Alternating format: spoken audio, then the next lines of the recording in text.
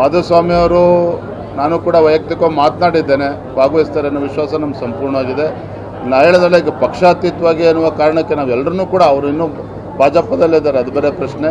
ಎಲ್ಲರನ್ನೂ ಕೂಡ ನಾವು ಇನ್ವೈಟ್ ಮಾಡ್ತಾ ಇದ್ದೀವಿ.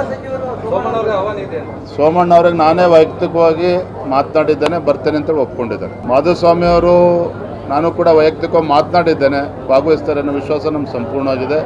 ನಾ ಹೇಳೋದಲ್ಲ, ಈಗ ಪಕ್ಷಾತೀತವಾಗಿ ಅನ್ನುವ ಕಾರಣಕ್ಕೆ ನಾವೆಲ್ಲರೂ ಕೂಡ ಅವರು ಇನ್ನೂ ಭಾಜಪದಲ್ಲಿದ್ದಾರೆ, ಅದು ಬೇರೆ ಪ್ರಶ್ನೆ.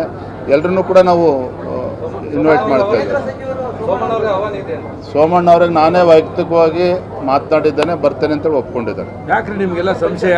ಅಲ್ರಿ ಮೀಡಿಯಾದವ್ರು ಯಾರು ಬಿಜೆಪಿಯವ್ರನ್ನೇ ಪ್ರಶ್ನೆ ಕೇಳ್ತಿರಲ್ಲ, ಸಂಶಯನ? ಯಾವ ಸಂಶಯ ಇಲ್ಲ. ಕಡೆ ಪಂಚರಾಜ್ಯ, ವಿಶೇಷವಾಗಿ ಪಶ್ಚಿಮ ಬಂಗಾಳದ ಬಗ್ಗೆ ನಾನು ಮಾತನಾಡ್ತೇನೆ. ನಾವು ಯಾರೂ ಕೂಡ ಊಹಿಸ್ಕೊಳ್ಳೋಕ್ಕೂ ಕೂಡ ಸಾಧ್ಯ ಇಲ್ಲ. ಪಶ್ಚಿಮ ಬಂಗಾಳದಲ್ಲಿ 10 ವರ್ಷ 20 ವರ್ಷದಿಂದ ಒಂದು ಶಾಸಕ ಗೆಲ್ಲಬೇಕು ಅಂತೇಳಿ ಕಲ್ಪನೆ ಮಾಡ್ಕೊಳ್ಳೋಕ್ಕೂ ಕೂಡ ಸಾಧ್ಯ ಇರಲಿಲ್ಲ. ಆದರೆ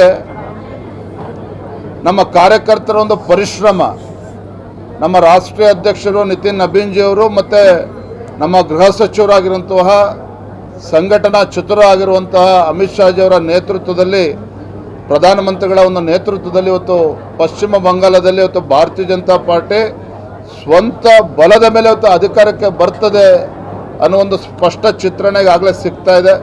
ನೋಡಿ, ನಾವು ಕೂಡ ಮೇ 4ನೇ ತಾರೀಕು ಮತ ಎಣಿಕೆ, ಕರ್ನಾಟಕ ಅಷ್ಟೇ ಅಲ್ಲ ಇಡೀ ದೇಶದ ಜನ ಹೊತ್ತು ದೃಶ್ಯ ಟಿವಿಗಳ ಮುಂದೆ ಕೂತಿರ್ತಾರೆ. ನಮಗೆ ಸಂಪೂರ್ಣ ವಿಶ್ವಾಸ ಇದೆ, ಭಾರತೀಯ ಜನತಾ ಪಾರ್ಟಿಯ ಒಂದು ಐತಿಹಾಸಿಕ ಗೆಲುವು ಪಶ್ಚಿಮ ಬಂಗಾಳದಲ್ಲಿ ಆಗ್ತದೆ. ಜೊತೆಗೆ ಬಾಗಲಕೋಟೆ ಹಾಗೂ ದಾವಣಗೆರೆ ದಕ್ಷಿಣದಲ್ಲಿ ಇನ್ನೆಂದೂ ಕೂಡ ಭಾರತೀಯ ಜನತಾ ಪಾರ್ಟಿ ಗೆದ್ದಿರಲಿಲ್ಲ. ಎರಡೂ ಕ್ಷೇತ್ರದಲ್ಲಿ ಭಾರತೀಯ ಜನತಾ ಪಾರ್ಟಿ ಗೆಲ್ತಿದೆ.